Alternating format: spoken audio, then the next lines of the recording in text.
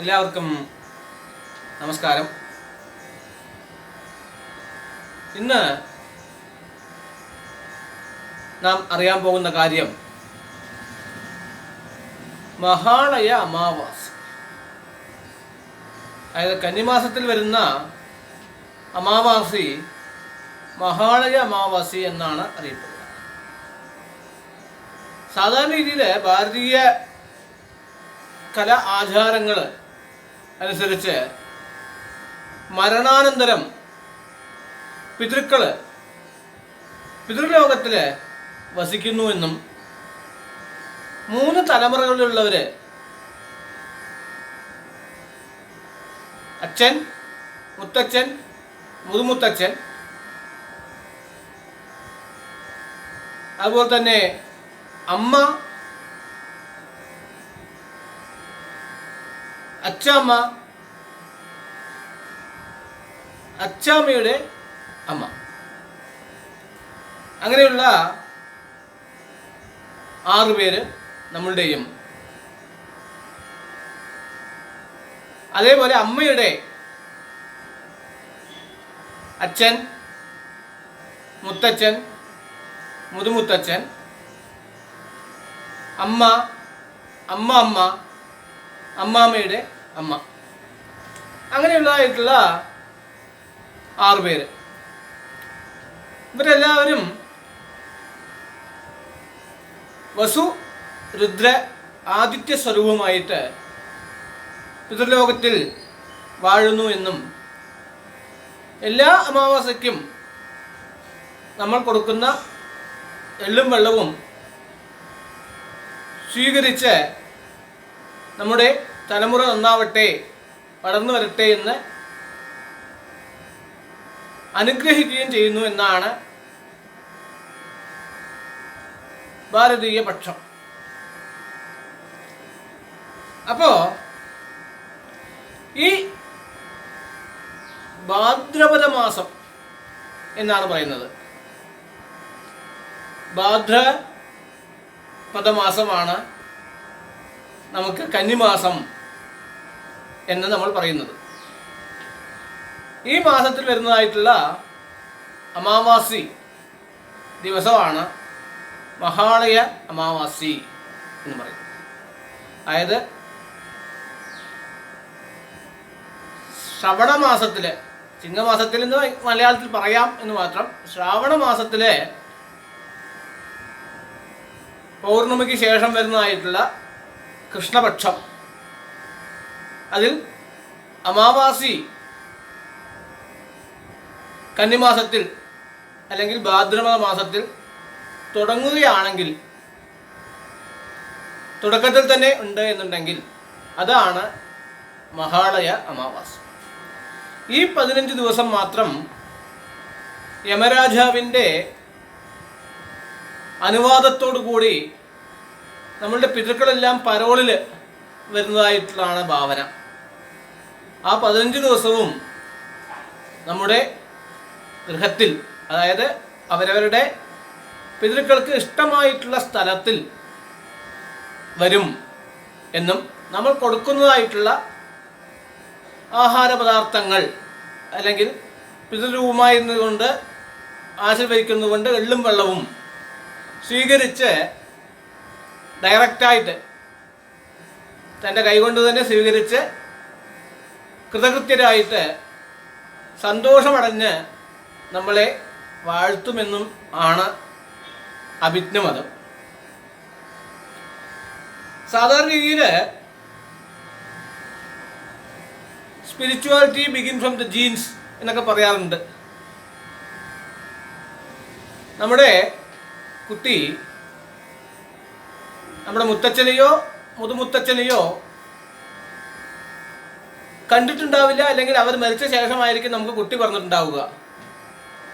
എന്നാലും കൂടെ അവർ ചെയ്യുന്നതായിട്ടുള്ള ചില ചേഷ്ടകൾ, ആംഗ്യങ്ങൾ, പരിഭാഷകൾ, ഭാഷാപ്രയോഗങ്ങൾ, സ്വഭാവ ഗുണാതിശയങ്ങൾ ഇതൊക്കെ കാണിക്കും. അപ്പോൾ മൂത്തവർ പറയും, കണ്ടില്ലേ അവൻ്റെ മുത്തച്ഛനെ പോലെ ചെയ്യുന്നു, മുതുമുത്തച്ഛനെ പോലെ ചെയ്യുന്നു എന്നൊക്കെ. നമ്മുടെ ജീൻസിൽ 20% മുതുമുത്തച്ഛൻ്റെയും 20% മുത്തച്ഛൻ്റെയും 60% നമ്മുടെ അച്ഛൻ്റെയും സ്വഭാവ വൈചിത്ര്യങ്ങളാണ് അടങ്ങിയിരിക്കുന്നത് എന്നാണ് ആധുനിക ശാസ്ത്രവും പറയുന്നത്. അപ്പോൾ അവർക്ക് നമ്മൾ എള്ളും വെള്ളവും കൊടുക്കുക എന്നുള്ളത് നമ്മുടെ പ്രധാന പണിയാണ്. എന്തെന്നാൽ പിതൃവാക്യ പരിപാലനത്തിനായിട്ടാണ് ശ്രീരാമൻ വനത്തിലേക്ക് പോയത്. അതുമല്ല, താതൻ മറഞ്ഞാൽ തനയൻ തുടർന്ന് തദ്വൃത്തഖണ്ഡം പരിപൂർണമാക്കും എന്ന് ഉള്ളൂര് എഴുതിയിട്ടുണ്ട്. അതുമല്ല, ആത്മാവൈ പുത്രനാമാസി ത്വം ജീവ ശരദശതം എന്ന് വേദങ്ങൾ ഉദ്ഘോഷിക്കുന്നു. തൻ്റെ ആത്മാവിൻ്റെ അംശമാണ് മകനായിട്ട് പിറക്കുന്നത്, പുത്രനായിട്ട് പിറക്കുന്നത്. പുംനാമ നരഘാത് ത്രായധേ ഇതി പുത്രഃ എന്നൊക്കെ ശാസ്ത്രങ്ങൾ ഉദ്ഘോഷിക്കുന്നുണ്ട്. അപ്പോൾ ഒരു മകനായിട്ട് പറഞ്ഞു കഴിഞ്ഞാൽ ഈ മകൻ തൻ്റെ അച്ഛനും മുത്തച്ഛനും മുതുമുത്തച്ഛനും അമ്മയ്ക്കും അച്ചാമ്മയ്ക്കും അച്ഛൻ്റെ അമ്മാമ്മയ്ക്കും അതുപോലെയുള്ള ഈ ആദ്യം പറഞ്ഞതായിട്ടുള്ള ഈ 12 പേർക്ക് എള്ളും വെള്ളവും കൊടുക്കണം എന്നാണ്. ഈ മഹാലയപക്ഷത്തിലാവുമ്പോൾ അതിൽ വളരെ വിശേഷമായിട്ടുള്ള കാര്യങ്ങളൊക്കെ ഉണ്ട്. ശസ്ത്രഹത മഹാളയം, യുദ്ധത്തിൽ നമുക്ക് വേണ്ടി വീരമരണം വാങ്ങിച്ചിട്ടുള്ള ഭടന്മാർക്ക്, വിധവ, അറിയാതെ വിധവയായി ജീവിച്ച് മരിച്ചിട്ടുള്ള ജനങ്ങൾക്ക്, അതുപോലെ തന്നെ സന്യാസിയായിട്ട് ഈ കർമ്മങ്ങളൊന്നും വേണ്ട എന്ന് നമ്മുടെ കുടുംബത്തിൽ നിന്നും പോയിട്ടുള്ളവർക്ക്, അങ്ങനെ പല രീതിയിലുള്ള എല്ലാ വിധത്തിലുള്ള യേശാം ന മാധ ന പിത ന ബന്ധു നാന്യഗോത്രിണഃ, ആർക്കാണോ അച്ഛനമ്മ ആരാണെന്നറിയില്ല, ബന്ധുക്കൾ ആരാണെന്നറിയില്ല, ഉറവുമുറയേ ഇല്ല എന്നുള്ളവർക്കെല്ലാം കൂടെ ഈ തർപ്പണം ചെയ്യാം, വെള്ളം കൊടുക്കാം, വെള്ളവും കൊടുക്കാം, അത് അവർ സ്വീകരിക്കും എന്നാണ് പറയുന്നത്. അതായത് ജാതകങ്ങളൊക്കെ നോക്കുമ്പോൾ പിതൃദോഷങ്ങളൊക്കെ പറയും. 5ാം ഭാവത്തിലിരിക്കുന്നതായിട്ടുള്ള പാപഗ്രഹങ്ങളെ കൊണ്ട്, ഗുളികനെ കൊണ്ട്, രാഹുകേതുക്കളെ കൊണ്ട് ഒക്കെ ദോഷങ്ങളൊക്കെ പറയുമ്പോൾ സൂര്യനും രാഹുവൊക്കെ ചേർന്നിരിക്കുകയാണ് 5ാം വീട്ടിൽ എന്നൊക്കെ പറഞ്ഞ് പിതൃദോഷങ്ങളൊക്കെ ഉള്ളവർ, അവർക്കൊക്കെ ഈ 15 ദിവസം വെള്ളും വെള്ളവും കൊടുത്താൽ വേറെ വലുതായിട്ടുള്ള ചര്യകളില്ലാതെ തന്നെ ഈ ദോഷങ്ങളൊക്കെ മാറും എന്നാണ്. അപ്പോൾ ഇപ്പോൾ ദിവസങ്ങൾ തുടങ്ങി, ഓണം കഴിഞ്ഞ ദിവസം തന്നെ തുടങ്ങിക്കഴിഞ്ഞു.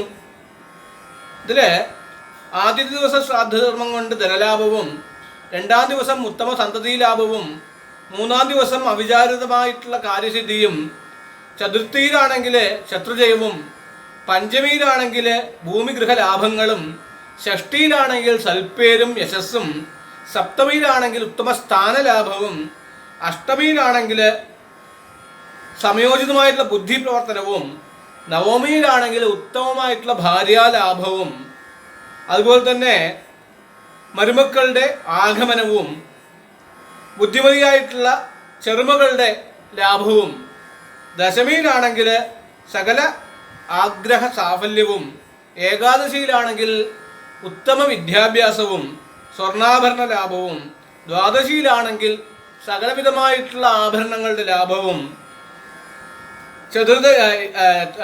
ദ്വാദശിയിലാണെങ്കിൽ ഇങ്ങനെ എന്തൊക്കെ വിചാരിച്ചിട്ടുണ്ടോ അവിചാരിതമായിട്ടുള്ള ധനലാഭം, ലോട്ടറി അടിക്കുക എന്നൊക്കെ പറയില്ല, അങ്ങനെയുള്ള കാര്യങ്ങളും, ത്രയോദശിയിലാണെങ്കിൽ നാൽക്കാലി ലാഭങ്ങളും കൃഷിലാഭവും ആയുരാരോഗ്യവും നല്ല ജോലിയും, ചതുർദശിയിലാണെങ്കിൽ പാപനിരോധനവും അനുകൂലമായിട്ടുള്ള സംഗതി ലാഭവും മഹാളയ അമാവാസി ദിവസത്തിൽ തർപ്പണം ചെയ്യുകയാണെങ്കിൽ ഈ മേലെ പറഞ്ഞതായിട്ടുള്ള 14 ദിവസവും ചെയ്യുന്നതായിട്ടുള്ള എല്ലാ പുണ്യഫലങ്ങളുടെ ലാഭവും ഉള്ളതാണ് ഈ അമാവാസി. അപ്പോൾ ഈ 17-ാം തീയതിയാണ് ഈ മഹാളയപക്ഷം വരുന്നത്. കേരളത്തിൽ ഇതിനെപ്പറ്റി വലിയ ആചാരാനുഷ്ഠാനങ്ങളിൽ കാണുന്നില്ല. പിന്നെ ഒന്നുണ്ട്, യസ്മിൻ ദേശേ ആചാര പാരമ്പര്യേന അനുവർത്തിത എന്ന് പറയാറുണ്ട്. പാരമ്പര്യമായിട്ട് അനുവർത്തിക്കുന്നതാണെങ്കിലാണല്ലോ ആചാരം. സർവ ആഗമാനാം ആചാരപ്രഥമം പരികൽപ്യതേ ആചാരപ്രഭവോ ധർമ്മ ധർമ്മസ്യ പ്രഭുരച്യുത എന്നെല്ലാം ശാസ്ത്രങ്ങൾ ഉദ്ഘോഷിക്കുന്നുണ്ട്. അപ്പോൾ ആചാരങ്ങൾ ഉള്ളവർക്ക്, അനുഷ്ഠിക്കാൻ മനസ്സുള്ളവർക്ക് ആചരിക്കാവുന്ന ദിവസമാണ് ഈ ദിവസങ്ങൾ. തമിഴ്നാട്, ആന്ധ്രാപ്രദേശ്, കർണാടക എന്നീ സ്ഥലങ്ങളിലൊക്കെ ഈ പുരട്ടാശി മാസം എന്ന് പറയും കന്നിമാസത്തിന്. അന്ന് മറ്റുള്ള സകല ജനങ്ങളും സസ്യഭോജനശാലികളായിരിക്കും. അതുപോലെ തന്നെ സസ്യേതര ഭക്ഷണം ആ ദിവസങ്ങളിലൊന്നും കഴിക്കില്ല. അതുപോലെ തന്നെ ഈ ദിവസം മുഴുവൻ വ്രതാനുഷ്ഠാനങ്ങളോടെ ജീവിക്കും.